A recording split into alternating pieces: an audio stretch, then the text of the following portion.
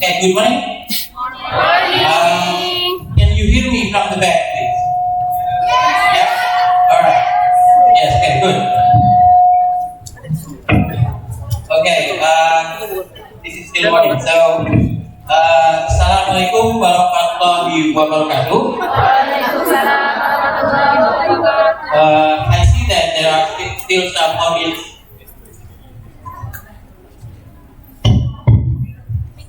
Okay, change. Oh, this is better. Okay, this is great. Okay, thank you. Alright. So I see that there's still some audience outside. So please, for those of you who are still outside, please come inside because the second session will start. Alright. So, and because you all have your coffee break, so I think you are fresh now, right? So you're fresh and ready to start for the second session. Okay? Because our second session. In our second session, we have two distinguished speakers. The first is Professor Sin Kai-Wu from National Taiwan Normal University, and then the second is Dr. Muhammad Ali Samsudin, right, from University Science Malaysia. Now, before we let the presenter on the stage, I would like to read some short bio about the both speakers. The first one is Professor Sin Kai-Wu, right? So currently, she is the chair professor in National Taiwan Normal University in Graduate Institute of Science Education, College of Science. She is also a distinguished visiting professor in Department of Science and Technology Education, Faculty of Education, University of Johannesburg, South Africa. Okay? That is impressive. Academic background. She obtained her bachelor degree in 1995 in National Taiwan Normal University.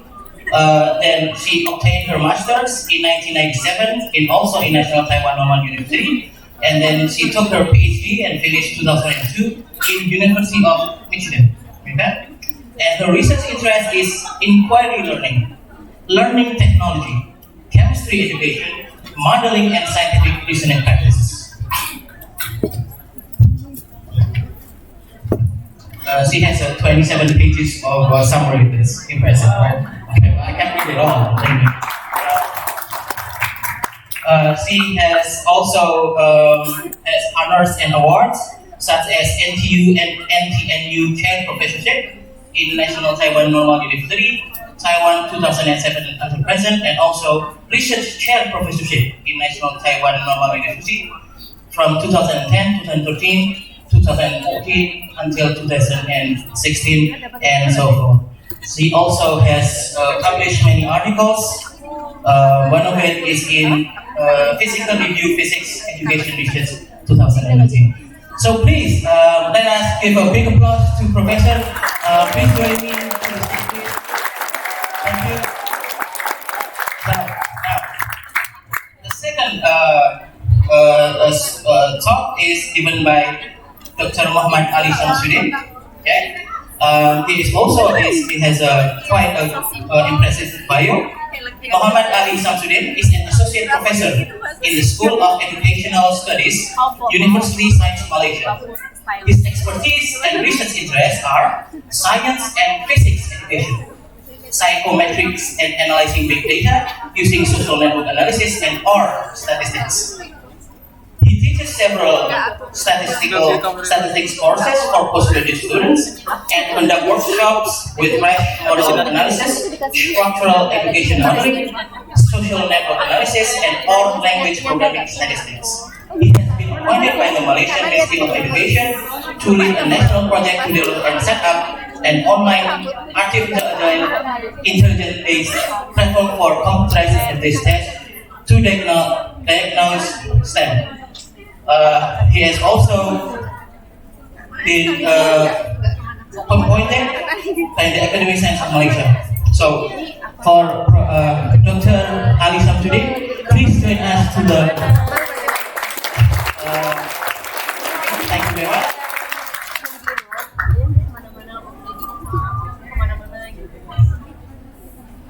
Alright. So, In this talk, we have each speaker has 40 minutes max to present their talk, and then we will continue by 30 minutes question and answer. Okay, so first of all, to Professor Sim, please, the floor is yours.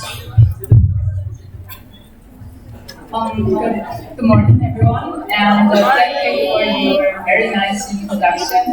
And it's my honor to be here and to share some of my ideas about Industrial Revolution 4.0. And so in my talk, I will use my work on assessment and multi-variable reasoning to try to make a link between science inquiry and industrial revolution 4.0. And so.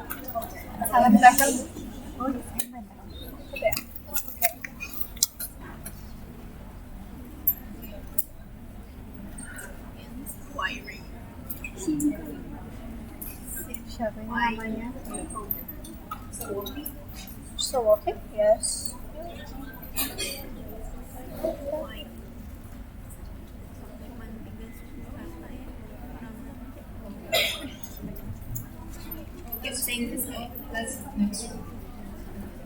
Okay, so from Professor Dawson's talk, we already know a lot about industrial revolution from the first one to the fourth one. And today, for my talk, I'd like to address one area, important area in industrial revolution, which is data science. Okay. So we know that because right now we have billions of people like you are using mobile device right now. And when you use it, and basically all this data are sending to a server, and someone can collect it, and in order to analyze your behavior or use that to predict your future behavior. So basically, the fourth industrial revolution is fundamentally change our life right now, and the new technology include include a lot of cyber physical systems such as artificial intelligence, robotics, as you heard from previous talk, and so right now. So for the fourth revolution here, the physical and the digital worlds are merging together by these new technologies, such as mobile devices, and also the boundary between human and technology is blurry right now. And so in the past,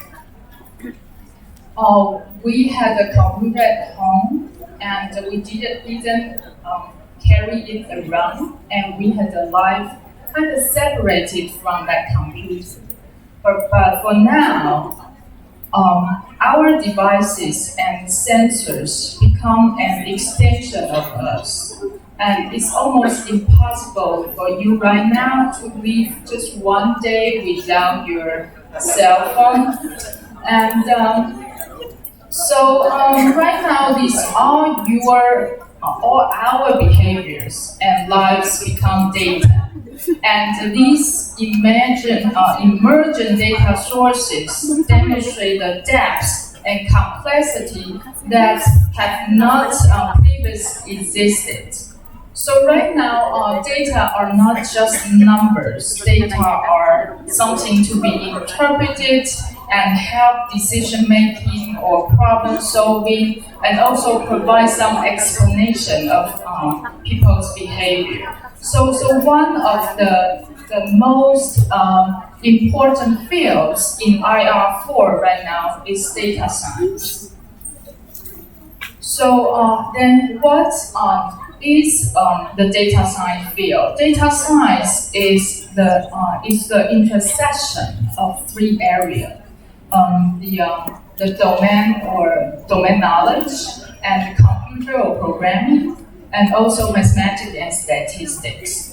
So, as a science education researcher and science educator, we are like our starting point is this domain knowledge. So, how can it possible for us to move towards another field and to develop some of our students' data skills or data sciences? Here is something I am thinking about, such as how can science education research tell us about data science skills, and how can K-12 science education support the development of data science skills. And as you know, for the last 2 decades, one of the most dominant research topics in science education has been science inquiry. And right now, science inquiry is also part of Taiwan's new curriculum guidelines. And so I like to make a link between science inquiry and data, and think about what we use data in science inquiry and how that related to this data science. And scientists use data as evidence to generate explanation of the world. And right now in NGSS, which is the National Generation Science Standard proposed by the United States, in this NGSS, there are 8 science practices. And among them, 3 of them involve data skill, such as analyzing and interpreting data, developing and using models, and using mathematics and computational thinking.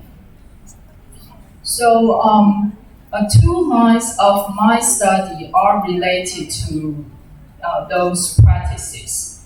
So today I'm going to show you our research on an assessment of inquiry ability. Particularly, I will show you some example about analyzing and interpreting data. Although in that case, the data are not very complicated, but there's something to think about how we can connect domain knowledge and the data. Okay, the second research I'm going to talk about is understanding of multivariable reasoning. That was a study about how undergrad and postgraduate students reason about data, and that involved the development and use of models. Okay. So now I'm going to talk about the first one, about the assessment of science inquiry ability. The reason we want to develop assessment for science inquiry abilities, because first, inquiry abilities are the fundamental ability for inquiry, and we already know that students have difficulties in doing inquiry. So we like to know more about what are their current status of their inquiry ability, and how can we improve it. And this assessment can be a useful evaluation for teachers to assess their students' inquiry ability. And also, right now in the new Taiwan curriculum standards, the learning performances emphasized in these standards are inquiry ability. And also, about 5 years ago, when we developed this instrument, we found few assessments that address student performances in science inquiry. So we wanted to develop a computer-based assessment that can employ multimedia to impose dynamic, complex science phenomenon, allow students active involvement and interaction with simulation, and also offer comprehensive and continuous information about students' scientific inquiry. So to develop that assessment, we follow the Construct modeling approach proposed by Mark Wilson. And the first step is we have to develop an assessment framework. Then we design a task and items based on that framework. And to evaluate students' responses, we also need to develop scoring rubrics and conduct pilot testing. Then we apply the Rush model to analyze the item difficulty as well as students' ability. So here is a simple version of our assessment framework. In our assessment, we focus on the 4 inquiry abilities: questioning, experimenting, analyzing, and explaining. And in this framework, there are some sub-abilities under each major abilities. And so, for example, there are some sub-ability are closely related to the data and variables, such as identifying, control, and manipulating variables, or analyzing, identifying relevant data and transforming data into such as graphs, equation, or data table.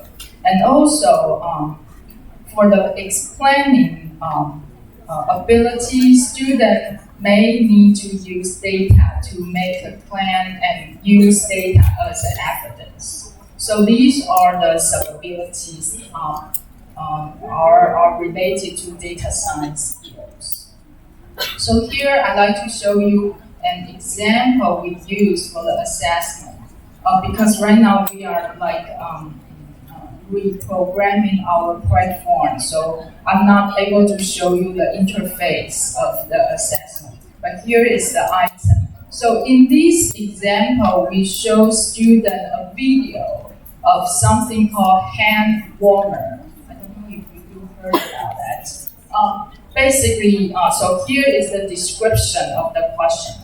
One type of reusable hand warmer available in the market contains liquid and a metal disc inside. When you bend the metal, the transparent liquid becomes a white solid, and the temperature quickly increases, as shown in the video. And we also provide a basic concept behind this phenomenon because we want to evaluate students' ability. So we like students who don't know much about the topic, but they're still able to answer it. So we also provide a description about the scientific principle. So this is because the liquid is a super saturated solution that contains more solutes than saturated solution. And the supersaturated solution is usually unstable, and a disturbance can cause crystals. This process is called recrystallization. So after students read this description and watch the video, they have to answer this question. The first question is, regarding this phenomenon, what question would you like to investigate? So it's an open-ended question. And this question is to assess students' ability about formulating research questions. And another benefit of having computer-based assessment is after they click on the next page, they are not allowed to go back. So we can ask the following question. If you want to investigate the question of what kinds of disturbance can cause recrystallization, which of the following is an appropriate variable to manipulate? So this question is to assess another subability. And then we ask them to design an investigation to answer that question. And we provide a table with all these procedures. And these procedures are on orders and may not be necessary. So they have to select and drag it to another table and reorder it. So here is an example to assess the ability of planning experimental procedure. Okay. So we also have a following task of this hand warmer. And so here is another question about if you want to make a hand warmer by yourself, it's important to understand how the temperature changes when different kinds of chemicals are dissolved in water. So then we provide them the data table below, show the temperature changes and the chemical or physical properties of the chemical substances, and show them that how much the temperature changes when the same amount of 4 chemical substances are dissolved in 100 grams of water. So the first substance is potassium nitrate. And so here, what did I do?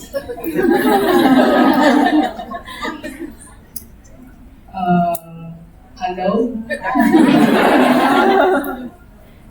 Okay.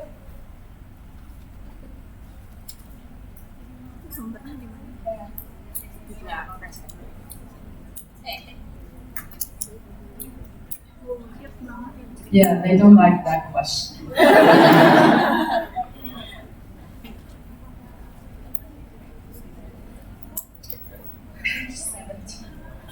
Yes. So the first substance is potassium nitrate. So you can see basically it's not much temperature change. And here is the properties of that substance. Okay. And the next 3 are the sodium acetate. Here is the change, the temperature change, and sodium carbonate and sodium hydroxide. And here is also some of the properties. So for example, although sodium hydride, as you can see, the temperature can increase very fast and increase a lot, but here tell you it's corrosive. And so hopefully the student will choose the sodium carbonate as a more appropriate substance for the hand warmer. So in this case, we hope students can use such data to make a choice or it's like make a decision about if you are the designer of the hand warmer.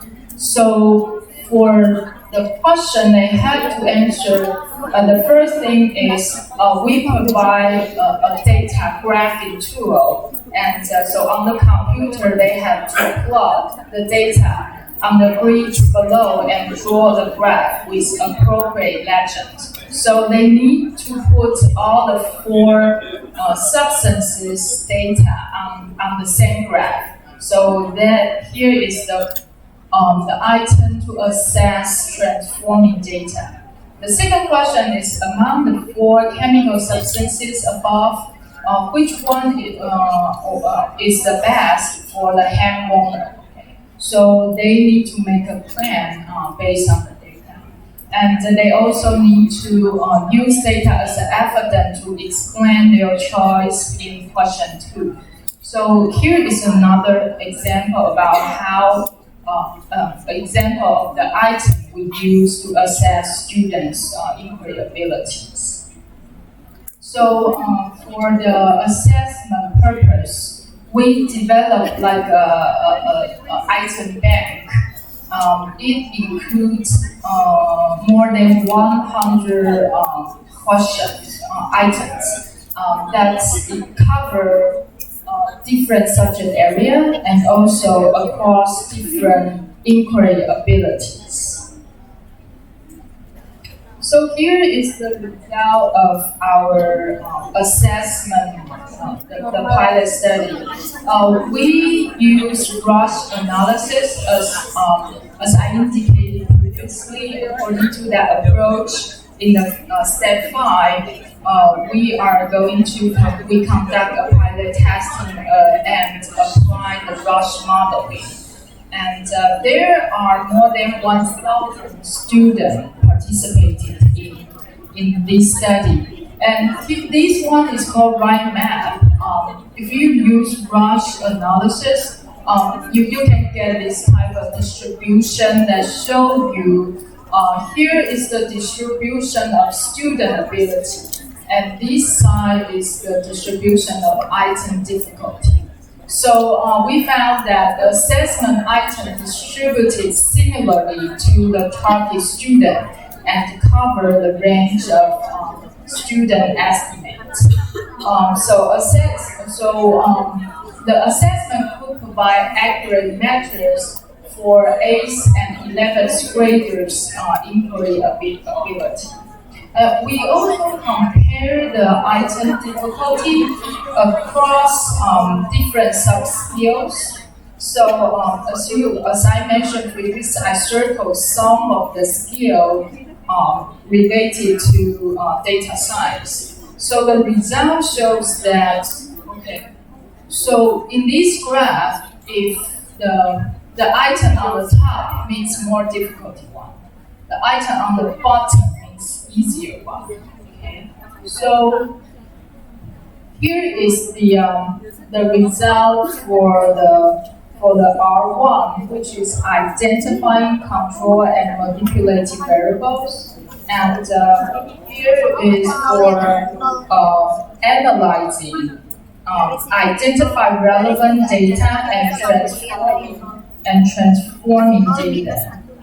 And here is the result of explanation, and this one is for making a claim, and this one is using data as evidence. So if you compare the difficulty across these 4 sub-skills, you may see that for students using data as evidence is probably more difficult than, for example, like identifying relevant data. So this result can provide us some of the idea about, so right now for 8th and 11th grade students in Taiwan, how are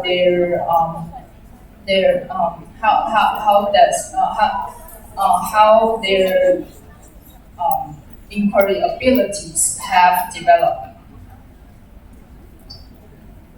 And for the next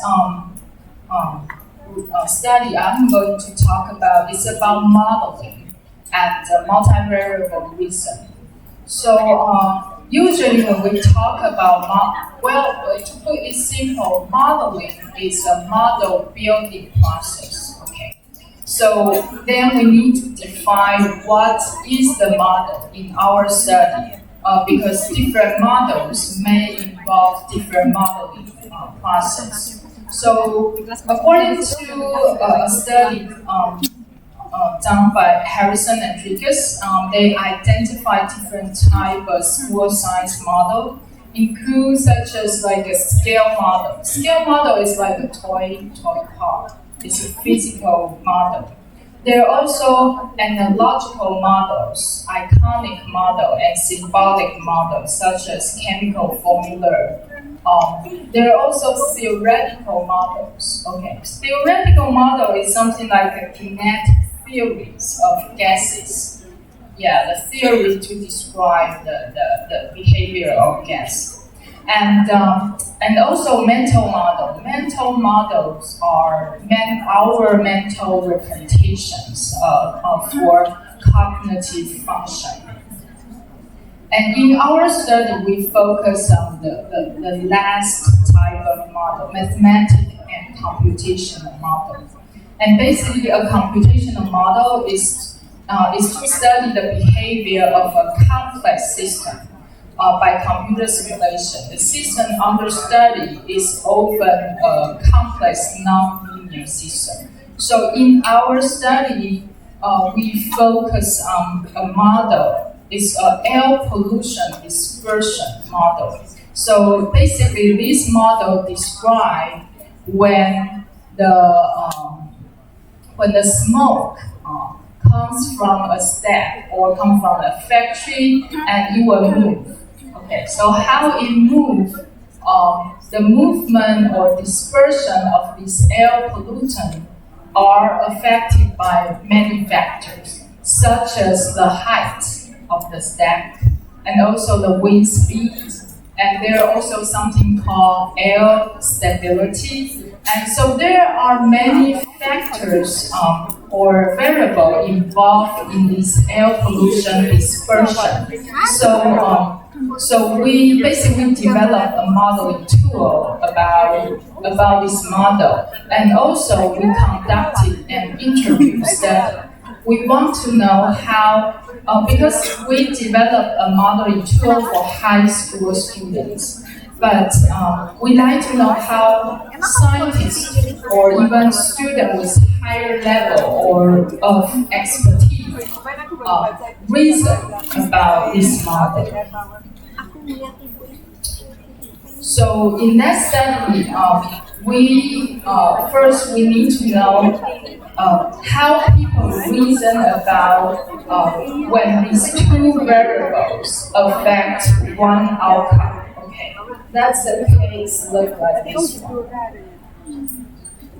Okay, so when these two factors affect one outcome, okay, how can you integrate the effects of these two relationships? Because right now in computational model or more complex system, you deal more than just one single relationship. You deal with multiple variables. So here,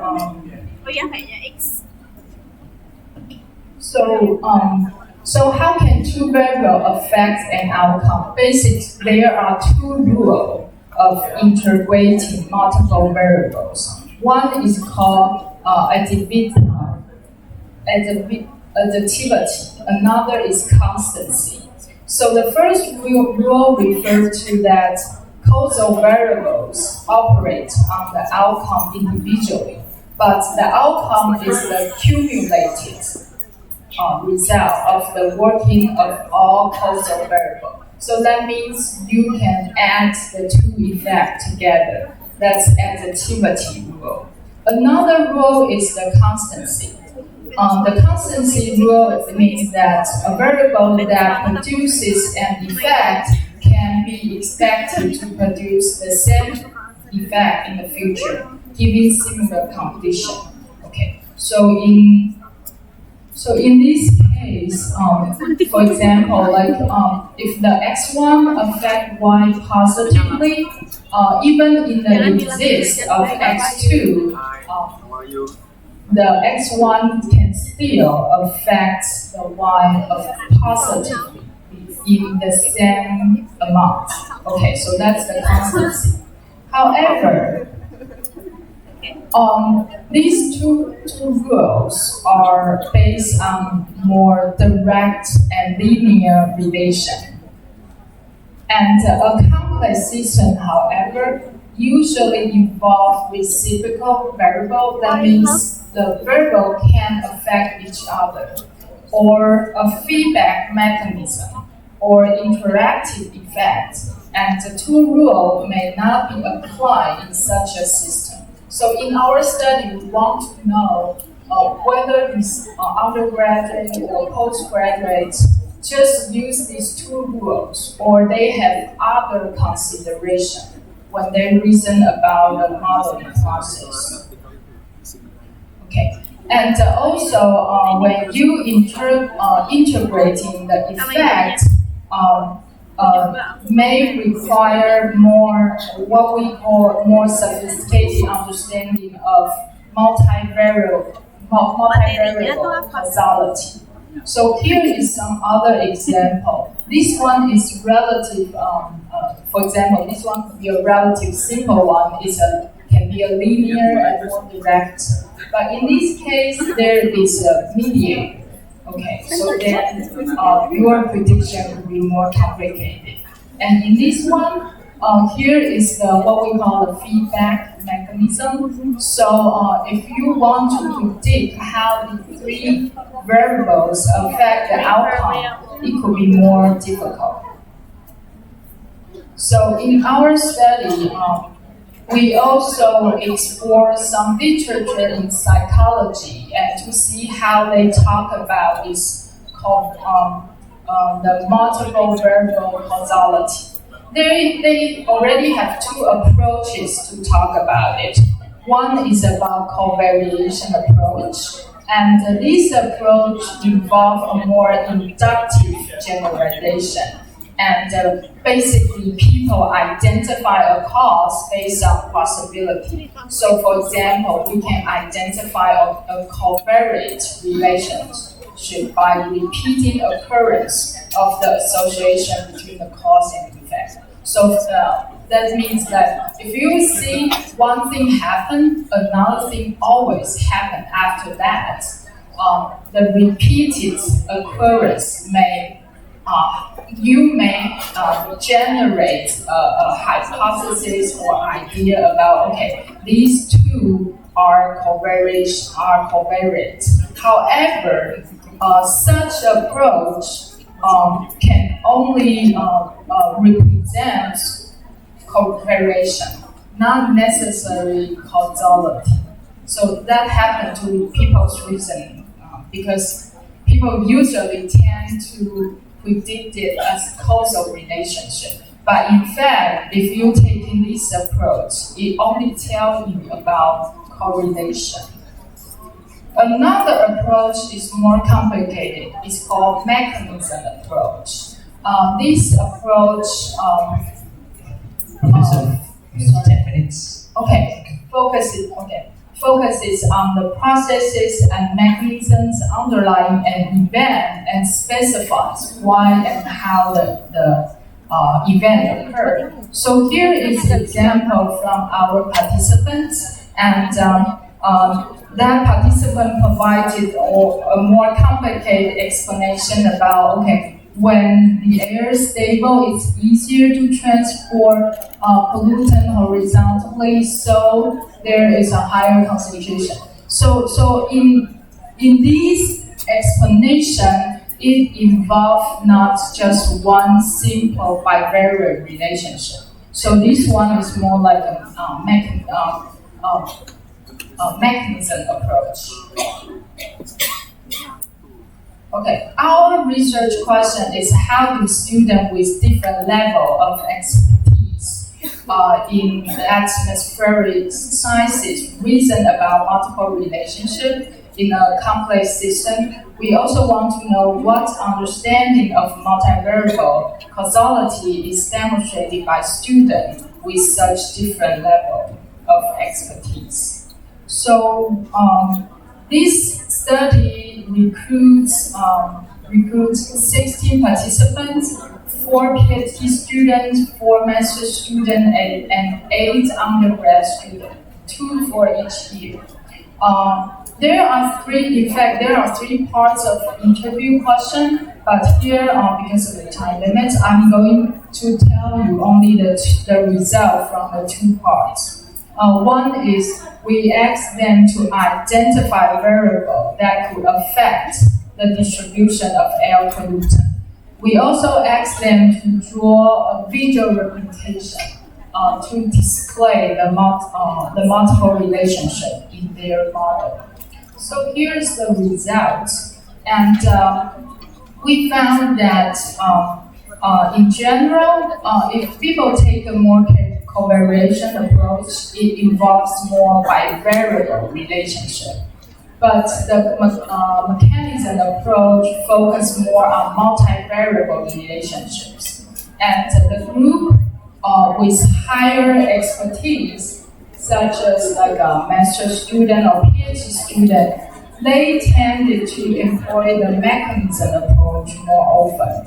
So we found that using mechanism approach since we require the domain knowledge. And also, we can identify two types of understanding. One is a more simple understanding about multivariables. The simple understanding includes the effects of multiple independent variables are unconditionally additive. So just follow the additivity rule. And also the total effects is equal to the sum of the multiple effects, which follows the consistency rule. And they tend to believe that all the relationship must be linear.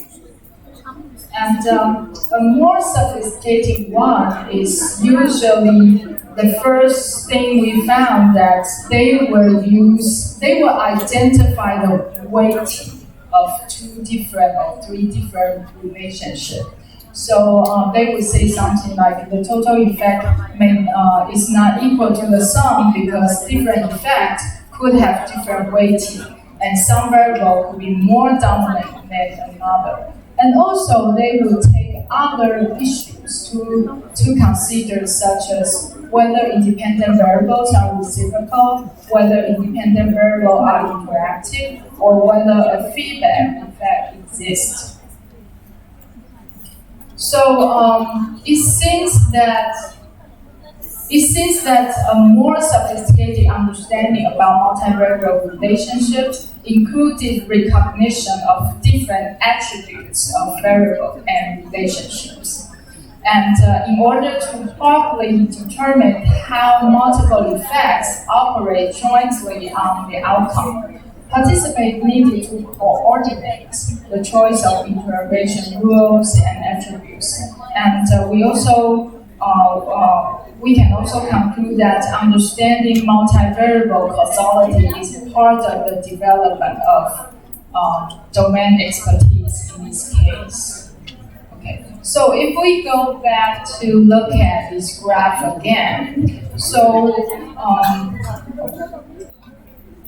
the development of analytics and domain knowledge, so in this case is the analytics is more like the statistic part of it, and the development of their domain knowledge may be intertwined. And understanding about this complex data could involve domain knowledge, and as well as their reasoning approaches, and their understanding about the nature of relationship.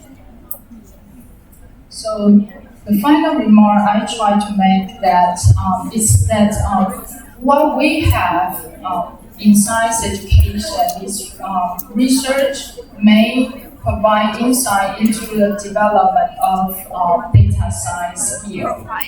And so right now, when we think about the scientific method in the classroom, we usually only use the experimental methods, experiment, control, and experimental group. Or in biology, students use a lot of observation. Maybe we should think about how we can include the data analytics in our classroom in order to help students reason about a more complex data set. Although this data may not collected by students, can be provided by some database or something. And that should be included in our science education if we want students to develop some data science skills. And also we need to think about the goal, the objectives, and effective instruction and valid assessment. Here, in my talk, I try to make connection between data science and my own work. However, I did not make a clear definition about data science skills. And so far, we also have relatively limited instructional methods for data science. So here is also something we can think about. Okay.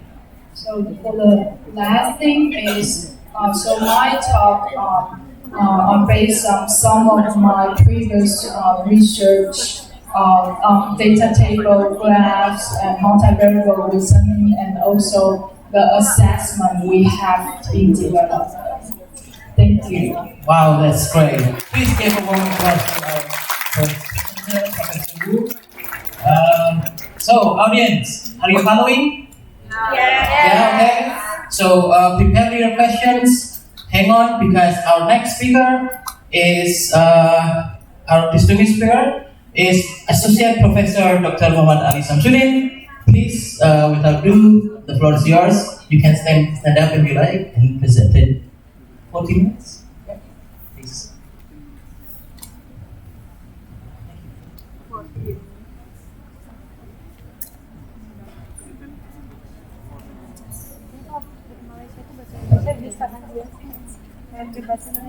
Okay, Assalamualaikum. Bismillahirrahmanirrahim. Today I will talk about infusing 4.0 approach to science education, the case of research using big data and application of artificial intelligence in educational testing. But first of all, we have to be aware that Industrial 4.0 is a buzzword in America, so do Malaysia.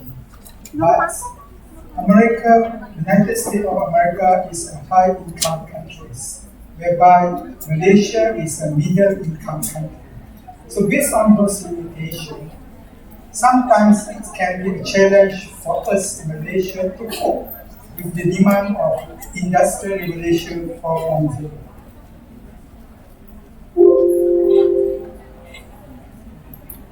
Our research is based on the translational approach. That means we conceptualize, concretize, then implement and deliver. So that means our final research is based on we achieve the targeted sample.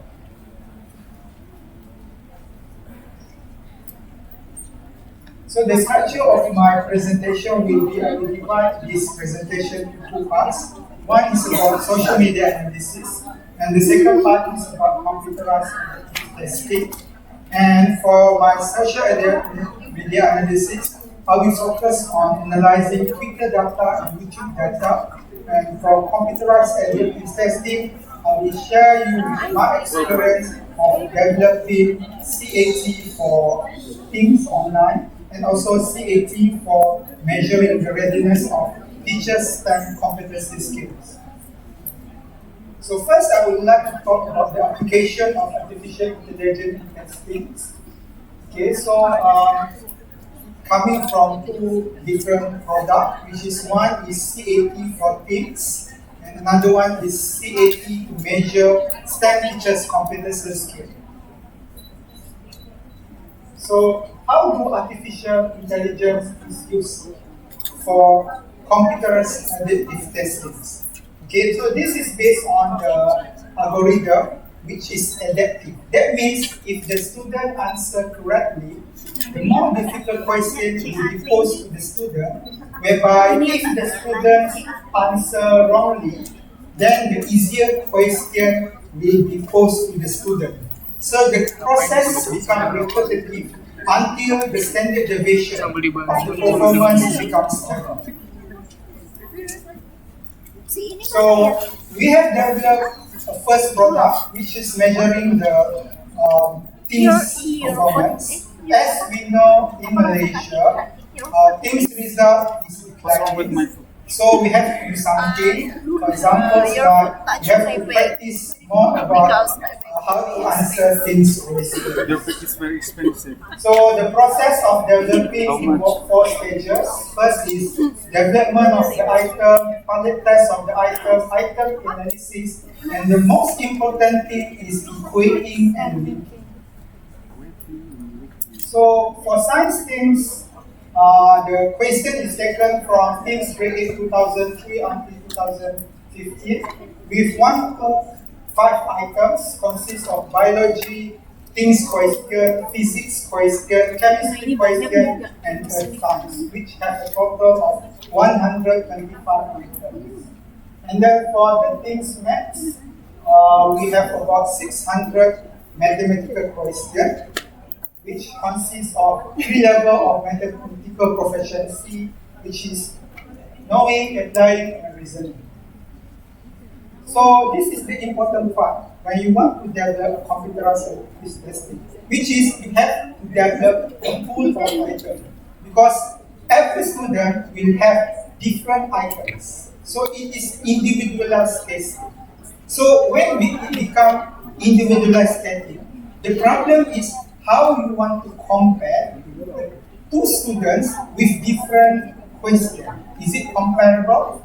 So in order to do that, we are doing the equating, which is critical equating and item linking, so that although the student take different tests, the results are comparable. So this is the most important thing when you want to develop the item pool for computerized adaptive testing.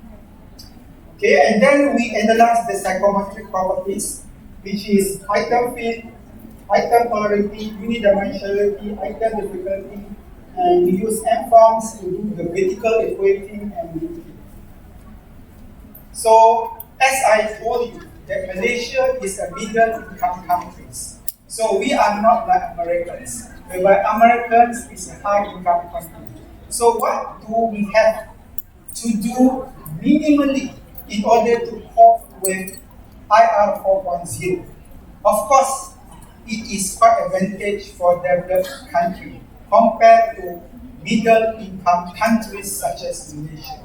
So what we do is, we use open source online adaptive testing platform, which is SATO, which developed by University of Cambridge, which is operated by using R language programming. Okay, so by using open source, we can set up the CAT based on the step using R language. And then, finally, we come with the first invention of the prototype version, CAT for science and math teams. Okay, so this is example of math teams question in part. Okay, and this is example of science team question in part. And then the student will get automated instant feedback during that time. So what are the advantages of CAT? First is it's based on the individual ability. If you are a low ability student, an easier question will be given to you. If you are a high ability student, a more difficult question will be given to you. That means there will not be a pass or fail. Everything has results. It's just about measurement. The implication is you don't demotivate the students. Okay? And then it is quick and shorter, less error and safe pace, because different students will get different questions. So there will not be copying, and it is automated based on the pool of data. Okay, if you observe here, the computer-based assessment has their own progress. Starting from 1990, then you can see here in 2005, it is adaptive. But now, because of Industrial Revolution 4.0, you can see here in 2025, the testing of CAT is already outdated. Just imagine what happened in Malaysia. CAT is not the latest way of measuring the student performance. So now it is about continuous integrated assessment and personalized feedback and tutoring. So because of that, we come with the second invention, which is integration of CAT for diagnosing STEM teacher competency for online differentiated STEM training module. Okay, so what we do is we are measuring 5 STEM dimensions of CAT. for the STEM teaching competency consists of psychological attribute, TPCK, PCK, pedagogy of teaching learning, and the most important thing is the integration skill. Because we believe that when you are teaching STEM, you have to integrate science, technology, engineering, and maths. Okay? So it is important for the teachers to understand how to integrate. The problem is when they receive the training at the university level, they are majoring not in integrated manner. They are majoring in bio, they are majoring in maths, but then you ask the teacher to teach integrated.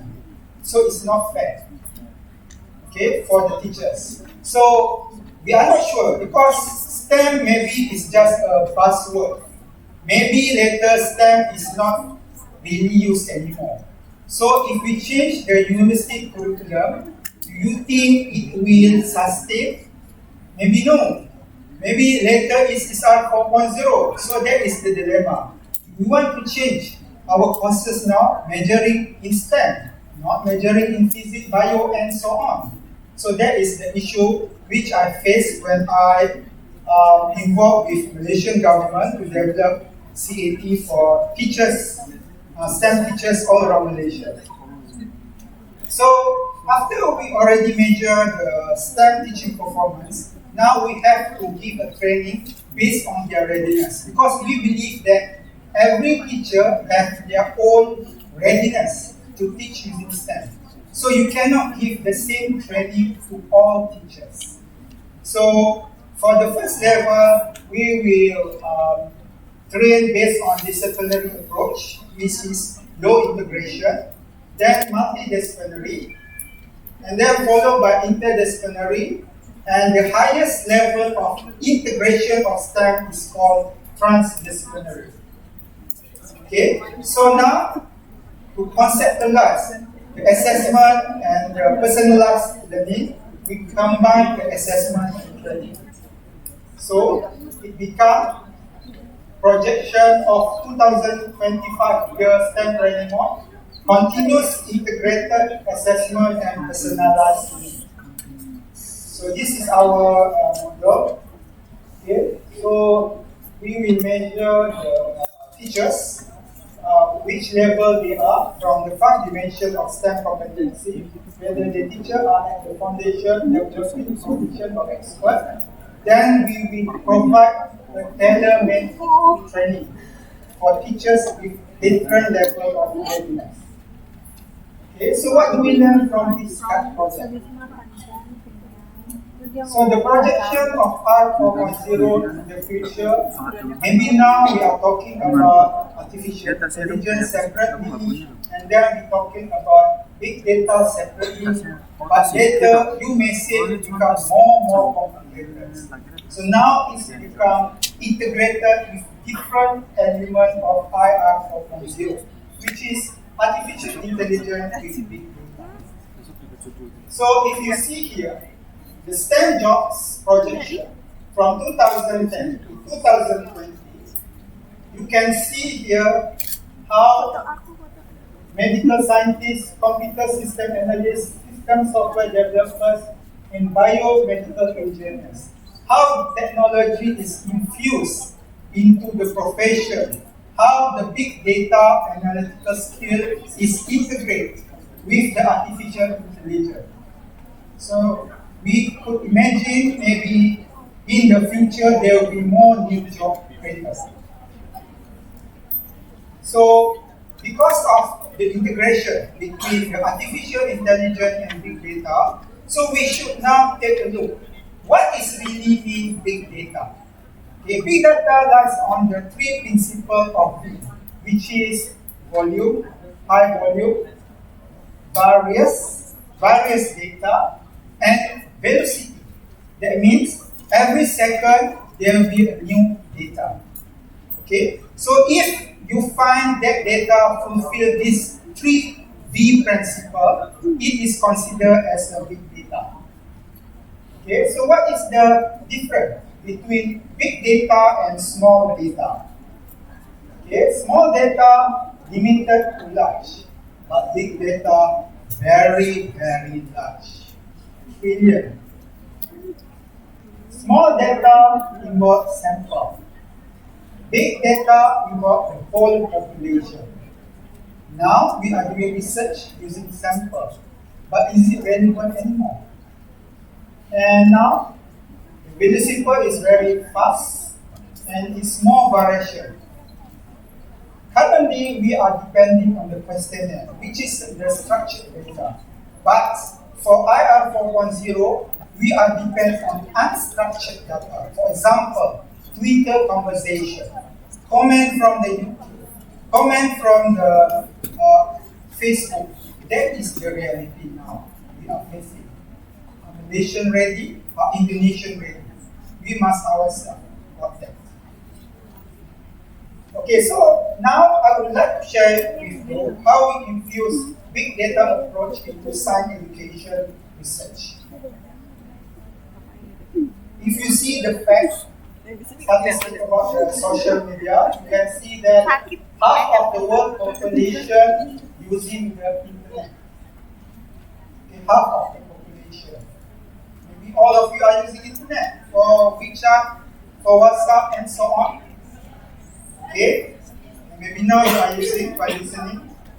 And every 60 seconds, that will provide 293 status update, 510 comment, and 136,000 photos every 60 seconds. So you imagine now, can we compete the data from our research questionnaire with social media data? Which one is valid now? Let us face the reality. Okay? So when we are talking about social media, okay, what is it? It can support user-generated content. It used to connect. And it has various reasons to be useful. Okay? So as I told you, that now we are middle income countries. So we cannot compete with Americans. So how we want to optimize whatever pool of talented person we have. Okay? So the first, yes, about the money. The second is, compared to American, there is not so much people who are expert in big data in Malaysia. There are not a lot of people who can have many skills like programming, coding, but at the same time, they can solve the social problem. So we already find the solution, which is a software for non-programmers, for those who have zero programming skill. Okay, like me. So now I'm using a zero program, not Excel, which is user friendly because it simplest, easier, and it only use Microsoft Office Excel application. Okay, so you don't have to know about C++ at all. Because if you do reading in the internet, other software, you need to know the programming skills. We are teachers. We don't have time for that. Okay? So, what is the advantage of not Excel? It can do network visualization, it can do SNA, it can do content analysis, and it can analyze social media data with just simply in Microsoft Excel. Okay, so example of research question related to my research project. Okay, for example, by using Twitter data, what skills are required to demo resource for the upcoming IR 4.0 practice? By using Twitter data, what skills are needed for STEM-related jobs? By using YouTube data, what educational programs schools that inculcate the features needed for IR 4.0 practice? By using YouTube data, what are the current trends in STEM program at schools? So, in order to understand what is social network analysis, you have to understand two concepts, which is vertices and edges. So what is vertices? Vertices is the actor. For example, the Facebook owner of name Alice. The Facebook owner named Penny. Okay, so that is vertices. And then we have to understand the concept of edges. What is edges? How Facebook and Alice connect with God? How back is friend or family in the Facebook? So now you are talking about interrelationship between the human individuals. So this is the basic, but in reality it's not simple as this. It will run like this. Okay, because you know every 60 seconds data is generated, and when we analyze it becomes like this. Okay? So this is the real data of social media.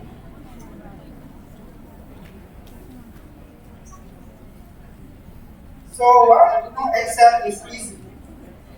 Because you can see that you only have to click some button in order to produce the list. So you don't have to do any programming skills anymore. Okay? So everybody now can do social media analysis research. Okay? Without knowing the programming skills. So now I want to demonstrate how I do the social network analysis using NoSQL. Okay, so I will use Twitter data and YouTube data. Twitter data is about microblogging, and YouTube data is about media sharing. So this one is a term which you have to learn in order to interpret the output. For YouTube analysis, you have to understand what is between centrality, density, page rank, close node centrality, geodistance, and clustering of features. And when you analyze Twitter data, you will use the technique called semantic networks, which is sentiment convert by text into a mining online text. But don't worry, Excel will do for you. It's just a name you have to understand. Okay? So start to analyze data using Excel. Step, you open the Microsoft Excel template. Okay, you click some button. You type the search query. For example, you want to analyze the theme for STEM skills and IR 4.0 skills. So you type here. You must have internet connection. And then you start analyze. And suddenly, after about 2 minutes, this data will appear, millions, in your Microsoft Excel. Okay, so it is better for you to have high-speed internet connection, right? And we produce this, and then this is the interpreter's finding of the data we found, which extracted by myself. The first is, we found that this video became promoted about STEM education worldwide in YouTube. And why it is important at school level in the network? So this video reaches the viewers more easily, based on the highest and between data. And this video recorded the highest betweenness in promoting about the STEM education at school reach out to the community faster compared to other videos. So this is a video which records the highest value of betweenness. Okay. So what is our conclusion from YouTube data analysis? Based on the theme, when we analyze the YouTube data, we found that when you want to conduct, you have to minimize the traditional barriers to research. Focusing on innovation, applied process of design solution, complex conceptual problems with characters, and the importance of technical innovation for STEM teaching, and the importance of bringing technology and engineering at school. So this is the theme we found at the YouTube data analysis. Okay. Now we are doing semantic network by using Twitter data. So we find this relationship, and we click the button from the Microsoft Excel, and we found that soft skills appear to have the most positive words.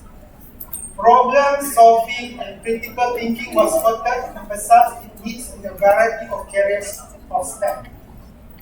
And artificial intelligence, robotics, and technology prevails in STEM jobs. But what is interesting step is technology and automation will continue to change and replace jobs for IR 4.0. But like other speakers say, you cannot replace the human. Okay? There are skills that cannot be automated, such as the ability to think critically or problem solving. So we cannot underestimate the power of people factor in the workforce, although you have the IR 4.0 skill.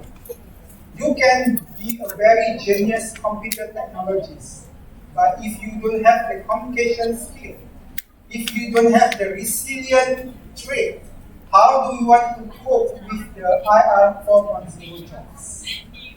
Okay? So what do we learn from this project? So from this project, we learned that the research now is moving from interdisciplinary to transdisciplinary. So what do we mean by that? For interdisciplinary, the researcher is coming from different disciplines, but just to solve the problem. But now, because IR 4.0, the researcher comes from different disciplines, but it will produce a new field discipline of knowledge. Okay? So a new knowledge will be created. So what is the possible new knowledge will be created? First is digital humanities. What is digital humanities? That means now, when we want to measure the student learning performance, it's not coming from teachers' practice anymore. It's come from automated machine to measure the student performance. And then we are dealing with computational social science. That means we are analyzing the social media data, but in order to interpret it, we need the social scientists. Okay, not the programmer.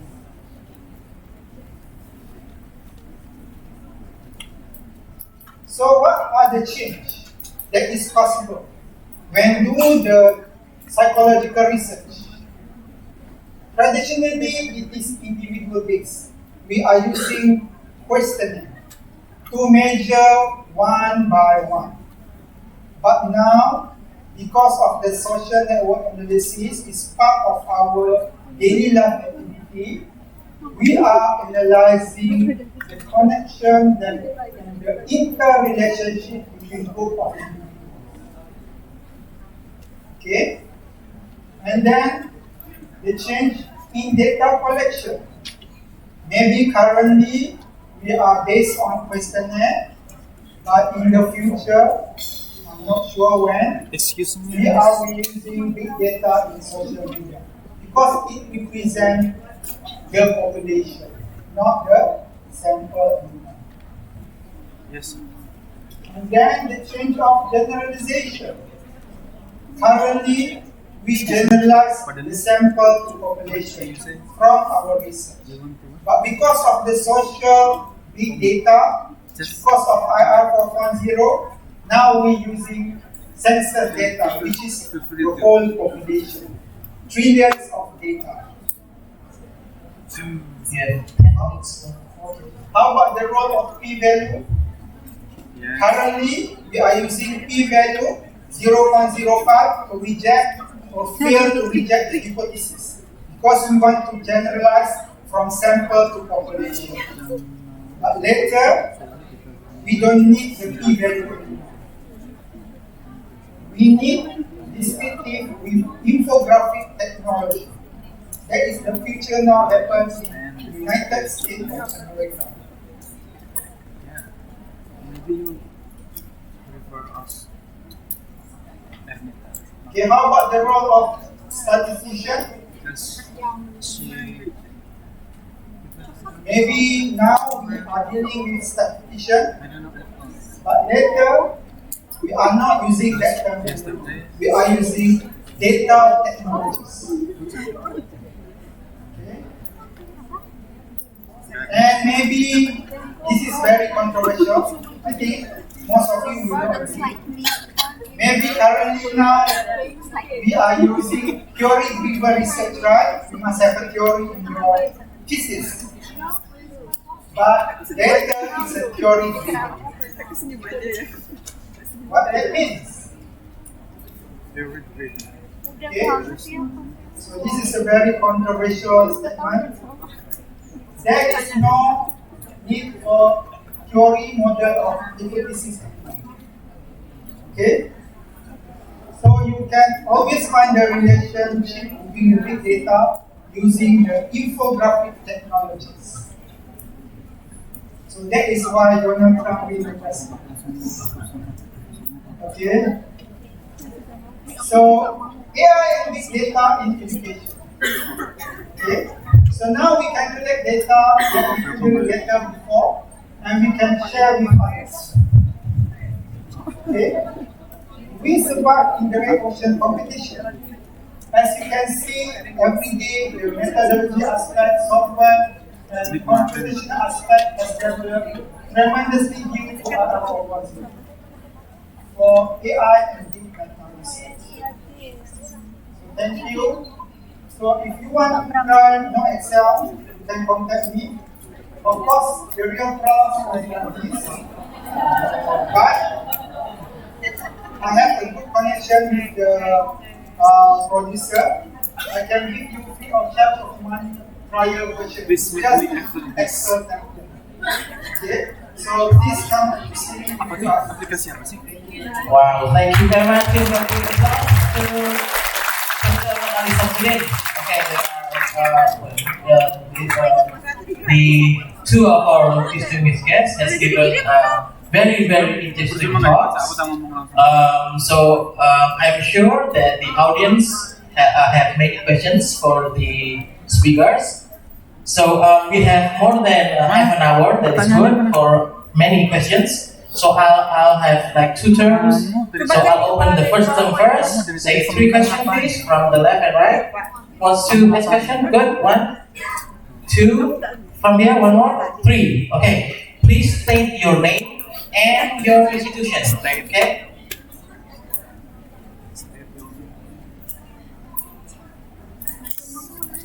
I don't know what I'm gonna ask. I can do that later.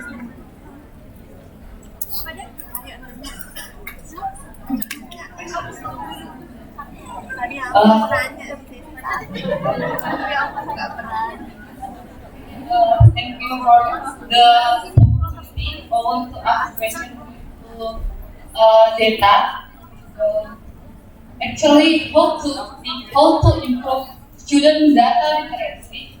If the fact in several students in Indonesia are low to capability for reading text or data.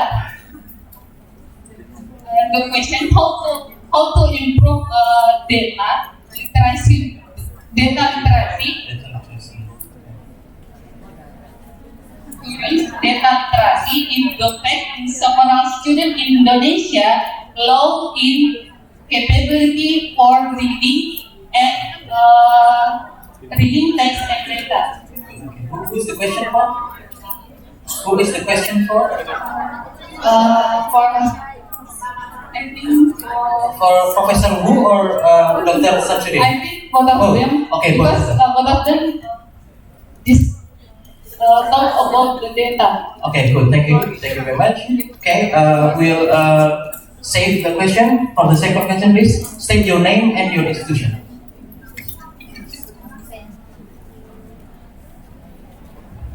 Okay, thank you. My name is Tias. I am from Natural Science Education, Universitas Yogyakarta. I want to ask question to both of you. My question is, do you think that institution of maybe secondary or primary school need must do a partnership program to maybe institution or industry or the university in the case of increasing the student experience, the student skill, or maybe teacher's experience, or maybe the skill about the STEM. That's all from me. Thank you. Thank you very much. The last question from the lady. No, I think you. Posisi di mana Pak? Pak, halo Pak, ukuran di mana? Thank you for the Chris from physical education class Negeri Yogyakarta. My question is which learning foundation encourage students to modify subject models? Which condition of learning can students acquire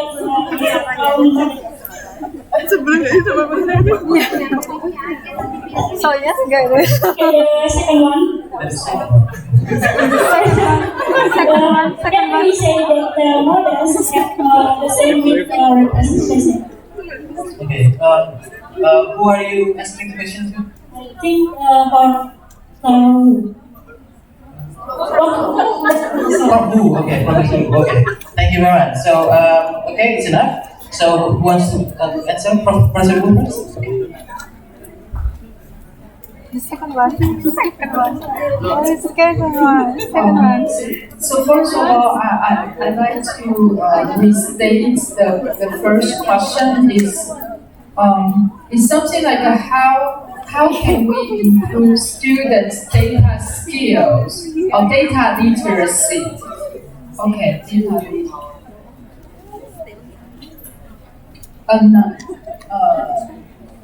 In data or in oh, okay. So the question is like how to improve students' data literacy if they are not good at reading or some fundamental skills. Right.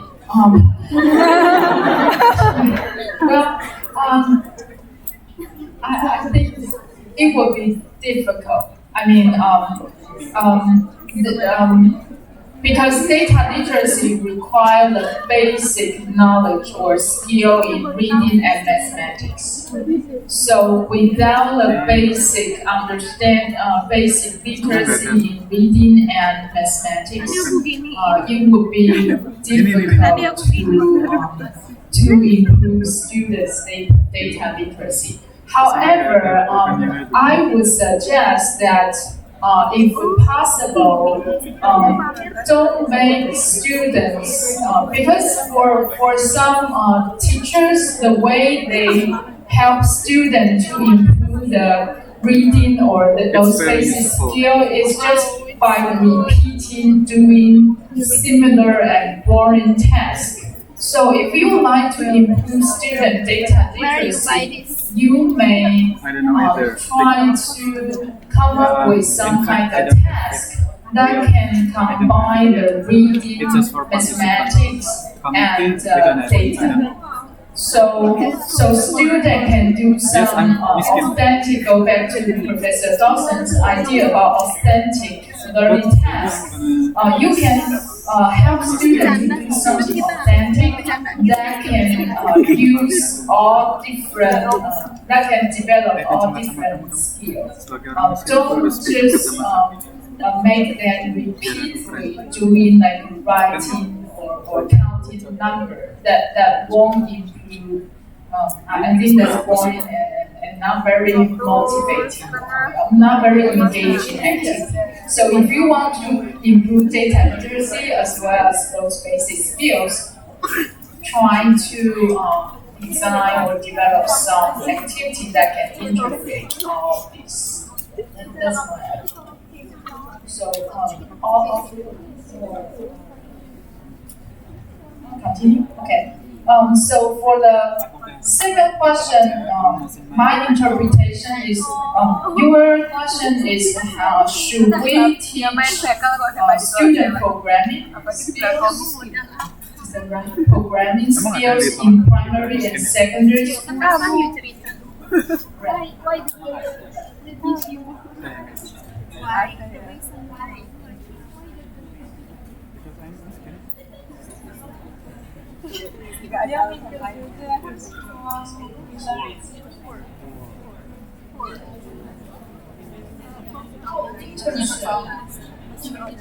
Oh, in primary and secondary school. Oh, okay. Because I don't have much experience to answer this question because maybe Mr. Arnie can answer that question later because I don't have experience in designing this internship program for higher education. Although for the teacher education programs, of course, internship is important to be a teacher. So they need to have some internship or teacher training. And for the third question, I am not sure about the first one, but the second one is a model of representation. Is that right? For me, model is one type of representation, right? But it's different from other type of representation, such as tables and maps or diagram and graphs. When we think about model, an important function about model is predicting and explaining. Usually, a model is the type of representation that allows you to use it to make prediction about a phenomenon or behavior, and also help you to explain. So I would say it's one type of representation, and it has a different function from others. Sorry about it.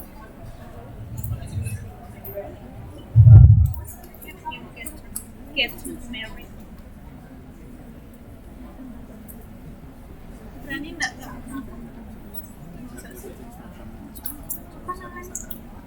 Let me give my view. As I told you that now we have two kinds of data. When you are talking about digital data or conventional data. Okay, do you only focus on teaching the conventional data without acknowledging that now children they are using the digital data? So if because this is not my research, but if I want to give my opinion, that you have to teach both digital data and also conventional data. Because as you know that of course for developed country they have more sophisticated software to measure the science experiment using electronic tools. But maybe in Malaysia, for example, we still use thermometer. So we have different limitations here. Again, we have to see that limitation.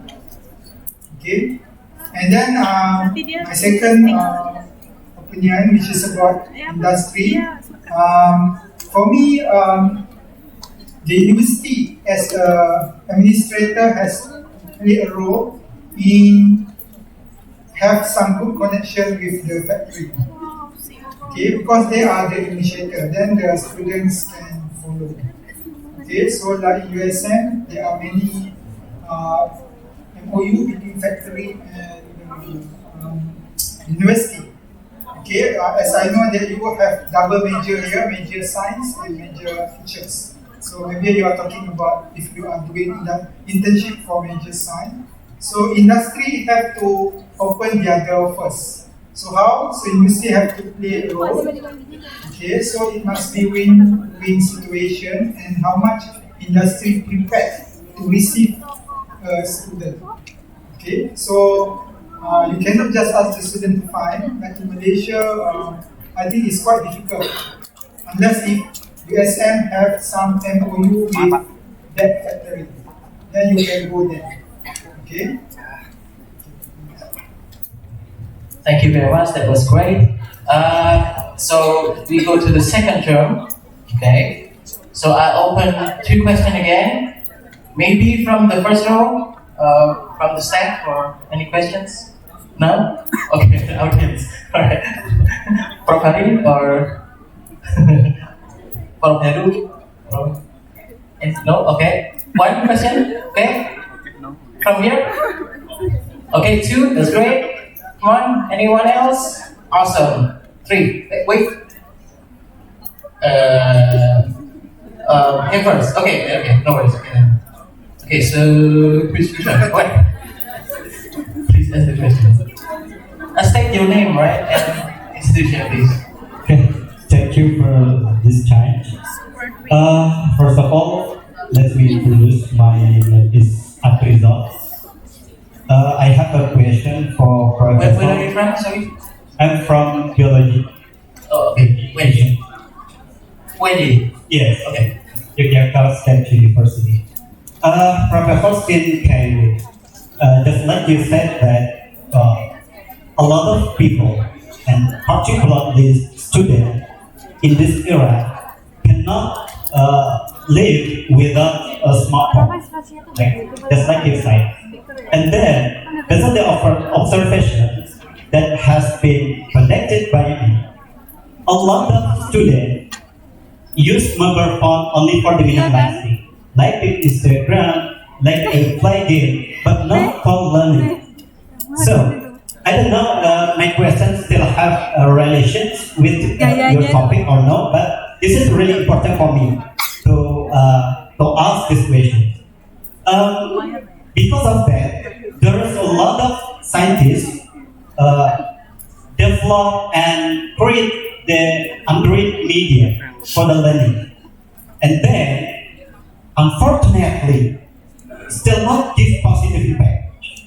Why? Because there is no audit assessment and others. So my question is, firstly, what is your opinion about it?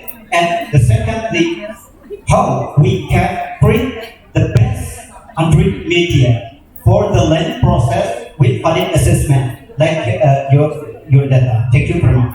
Okay, thank you. So I think there's some dimension here. The first one is that students have many iPhones, but it is used more for games rather than in learning. And then also student, university student makes many kind of media, but they doesn't give a positive impact yet, and it doesn't give positive impact. The media doesn't have positive impact because there is no assessment about media or something. So this is maybe relevant to also the question student. It's also okay. Second question in the back, yeah. It should be. Name and I think it should university, be. please. Stand up, please. Thank you. Because they have to pay one.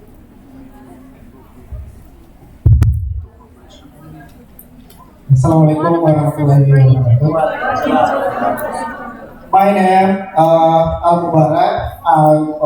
My major is chemistry education from Lambung Mangkurat University, Kalimantan Selatan. Lambung Mangkurat. Yes.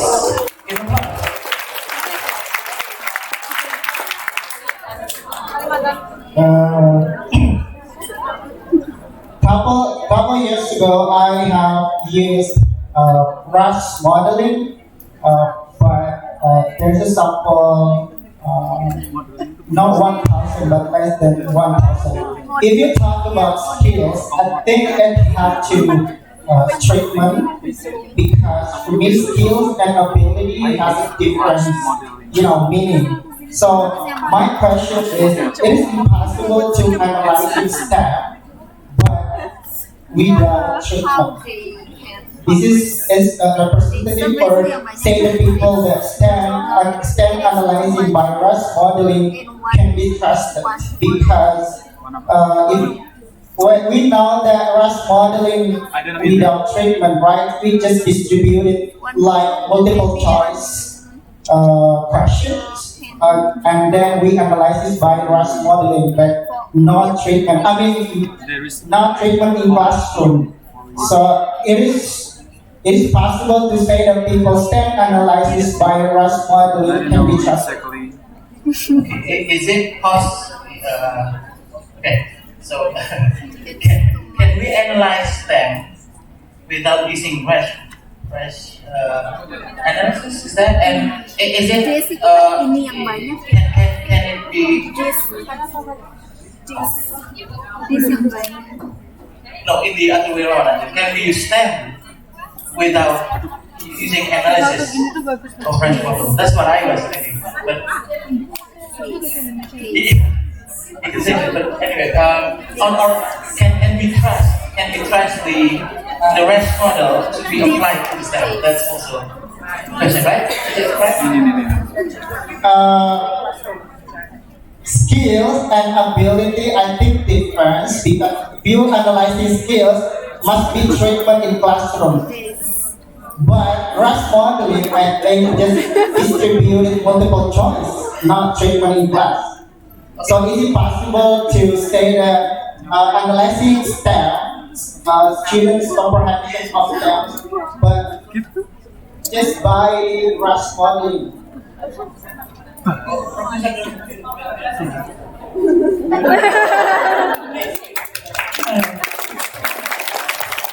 going to answer your question, I'm going to restate your question because it's something that I also have thought about when we measure students' skills or competencies in teachers using a test. It doesn't necessarily translate to what they do in the classroom. And if I understood your question, you're also saying we can measure teachers' STEM skills and competencies, but is that an accurate measure of their ability to implement their practice? Is that your question? Yes. Yeah, mom. Yeah, mom.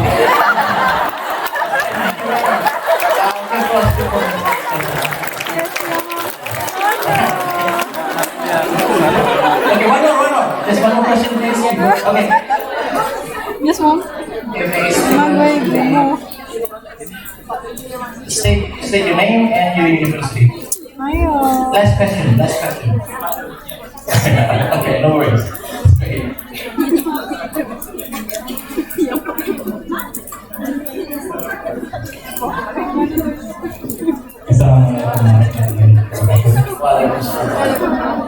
Okay, my name is Tika.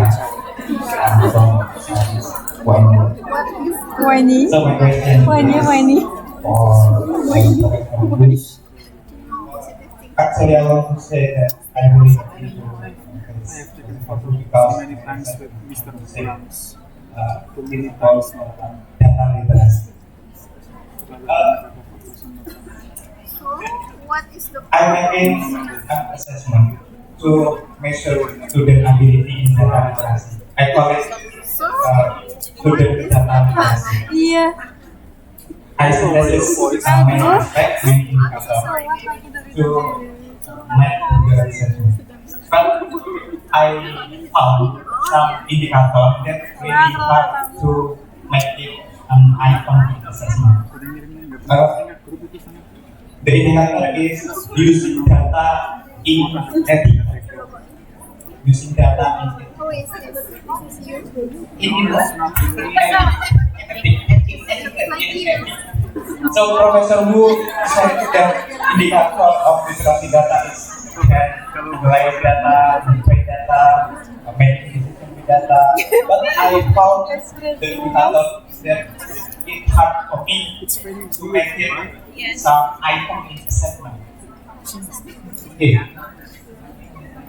So my question is, how I can make assessment with this part in Hackathon? If you have some suggestions, please. Okay, thank you very much. Very good. Okay. But first we go to the subject first. Maybe you have some comments, answers, questions. I don't think so. Okay, okay. The rest, yeah, maybe what the rest model, or did you have any?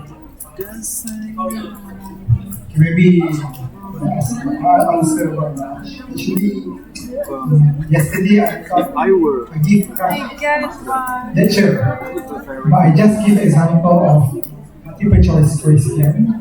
Actually, Rush is wider than that. You can also analyze the subjective question using partial graded model, and you also can use a rubric by using multi-dimensional Rush in order to analyze the data. So that means when you use Rush, we are not just depending on the MCQ, multiple choice question. And Rush has its own field of research. Okay, many studies have been done, and it's not invented in one day. It takes Tapi many jelek, years. bagus yang waktu berdiri tuh So, mau yes, of course, it has a weakness, Nantilah but it's bikinnya. not easily we can have a conclusion that it cannot be transferred because it has their own discipline. Okay?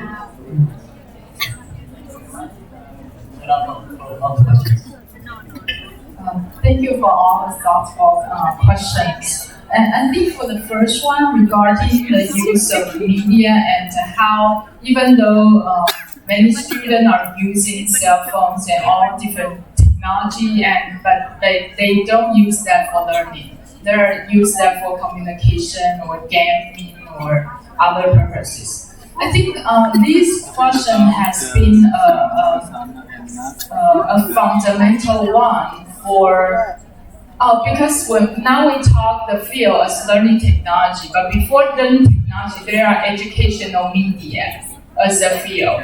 And during that time, they want to use television and radio to be a useful learning tools. And but of course, they found that they are not very effective.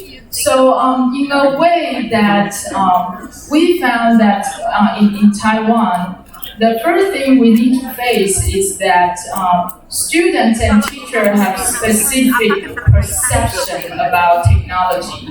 So for them, sometimes it's very difficult to transform their activity on this form from other types of activity into learning. Because every time when they use it, that's happening to us right now. Every time when we pick it up, we tend to do other activity first, then we got lost. So I think right now it's a difficulty for all the learning technology educators and researchers is how we can kind of transform people's perception about technology and make technology more for educational purposes. I don't have answer for that because I think for many educators and researchers, this is always the issues or challenging we are facing right now since we started using television and radio as education media. So for that question, the only thing I can say is we are helping some teachers and students, but yeah, it's difficult. And the second thing is, the second question is students right now creating a lot of media and how we can evaluate students with media. Is that right? Okay. Because this question and the next question regarding the assessment. So there are different types of assessment: assessment of learning, assessment for learning, and assessment as learning. So the example I showed today is more summative assessment. So it related to the second question. So of course, what we assess on our computer-based assessment may be different from how they really do the experiment in the lab. So because our assessment is more like a summative assessment or assessment of learning. However, you can also use other type of assessment such as performance-based assessment and that or more formative assessment that will allow you to assess students' performances as they are doing the test. So my suggestion for the second, because right now I kind of moved to the second question is that you may consider use multiple ways to assess your students' ability. The purpose of our study is to develop a more convenient tool for students. However, we are not arguing that this is the only way or the most accurate way to assess because there are many types of assessment for different purposes. So if we go back to how to evaluate students, the media created by students, we also have you can also use some artifact analysis. That's another type of assessment that's using students' artifacts to evaluate their understanding. And you can develop some scoring rubrics for different aspects of it. And so I think if you evaluate, you use students' created artifact, it's a very useful assessment, in fact, because that demonstrates students, it's like the representation of students' understanding. And for this type of assessment I show you, it kind of limits students' performance on certain items. But on the other hand, those artifacts or portfolio allow students to show more creativity and other aspects of the test. So again, we can always use different types of assessment. And for the last question, I think is regarding how can we design the task and items for some skills or the way we developed is we recruit some in-service teachers and some researchers. So the whole team, we have about 9 teachers to create some possible items first. Then the research group of 5 people will discuss and revise these items. Our experience is always having a team will be much easier than just creating an item by yourself. And also, of course, we collect a lot of information from Teams, Pizza, or in the United States, they have an item, they have a test called NAEP, NAEP. So we collect items from other sources as many as possible, and that also becomes part of our item design process. Right. So you can collect information from others, and also you can invite others to work as a team to develop the test. That will make it much easier. Great. Thank you very much. So, anyway, everyone give applause to Professor Wu and Associate Professor Dr. Samsudin. Thank you very much for the interesting talk and question and answer. We had a great second session, right? So, if you have any more questions about concerning all the material, you may probably directly ask the speakers in other sessions. So, thank you very much. I will close this session. Assalamualaikum warahmatullahi wabarakatuh. Thanks.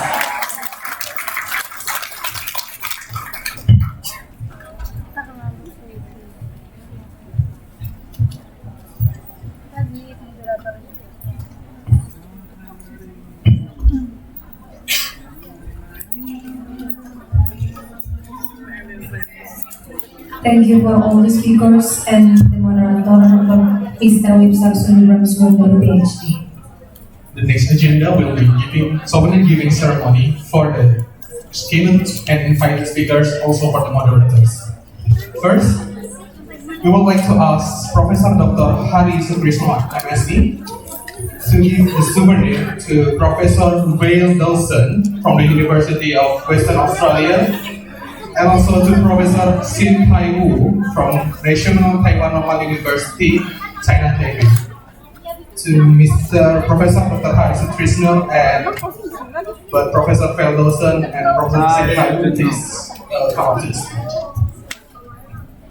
Don't ask me. I told you that before, right? I will do it until I don't know anything. You know what? I'm using. Yes. Football.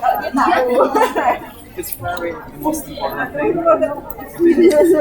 Yes. Maybe 1 o'clock. No. It's been 1 o'clock. I think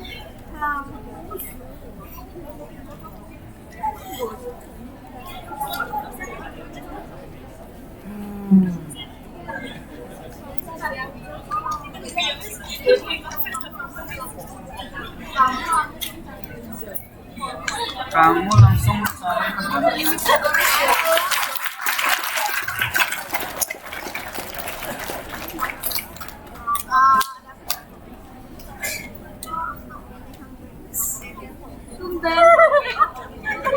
kamu buat aku ya.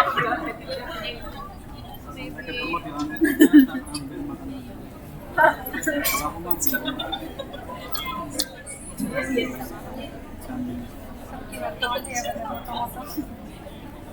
Aduh, kepala leher aku sakit aku kamu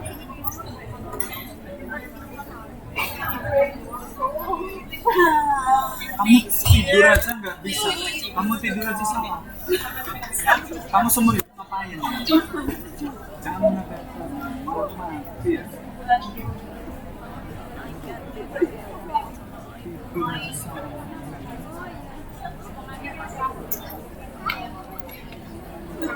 Oh my god, my phone is jatuh. Wow. Fall in love, my god, I'm falling in love. The next, please welcome Dr. Heru Guswanto MSc to give the souvenir to the Professor Dr. Ozgur Yunus Tuzan from Middle East Technical University Turkey, and also for Associate Professor Dr. Muhammad Ali Samsudin from University Sains Malaysia.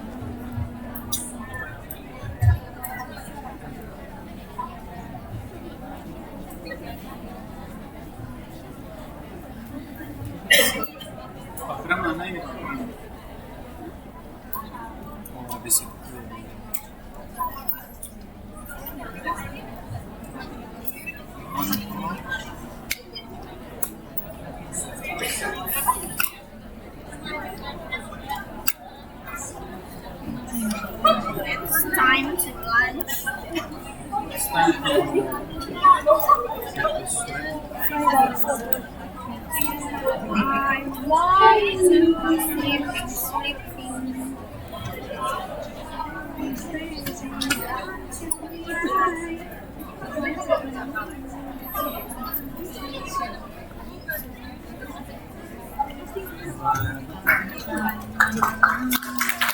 Last but not least, we would like to ask Dr. Hussein Yulujeng MPD to give the souvenir to our moderator, Mr. Wibsar Sunibram Suandaru, PhD. Please come to the stage.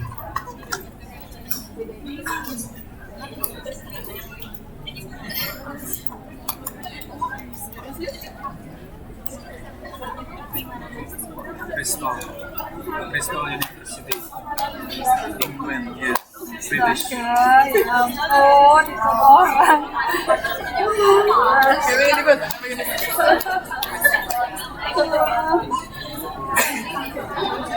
Now we will invite to all invited speakers and also Professor Hari Sutrisno MSc, Dr. Heru Kuswanto MSc, and Dr. Insi Wilujeng MPD to take photo session together.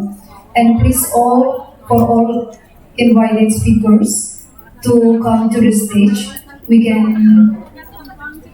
We want to take photo together. For all. Yeah.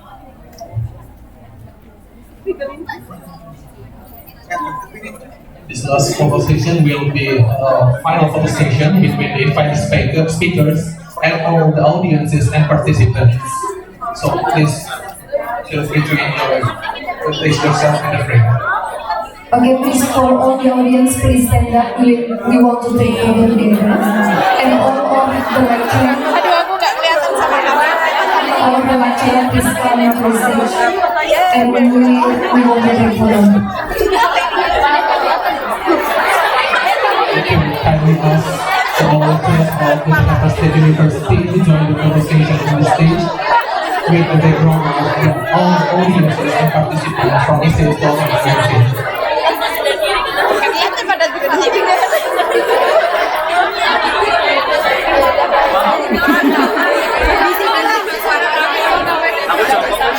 Please be quiet, just stand up in your seat. And the documenter will take the photo of all of you. The audience, please be quiet, please.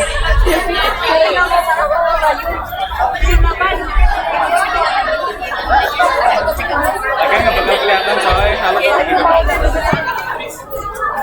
Aduh, itu banyak yang kita nggak.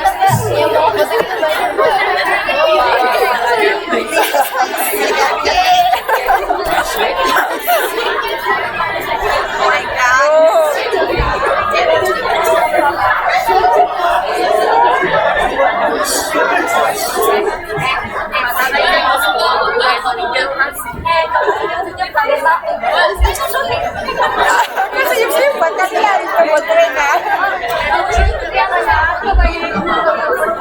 Okay, on three we will take photo together. 1, 2, 3.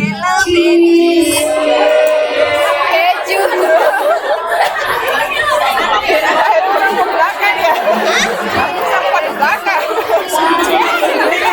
Is that enough? The commenter? Is that enough? Okay, please be seated.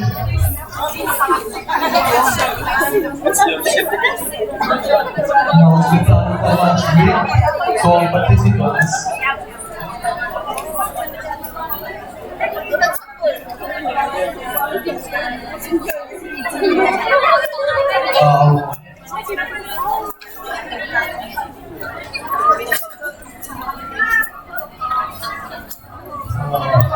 Kindly remove.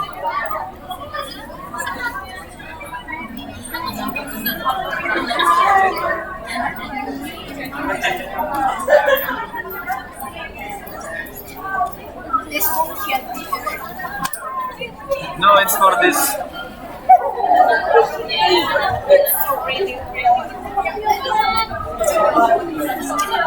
Disgusting.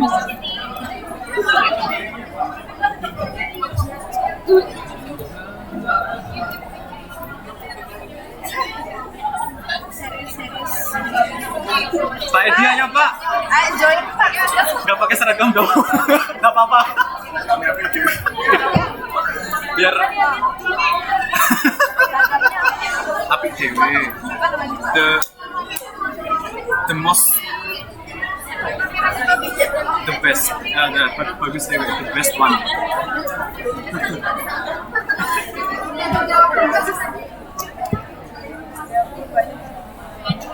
Yeah, like Please give a round of applause to our five speakers. And that's all for our plenary session. Now it is time for lunch break. The lunch will be ended on 1:50 p.m.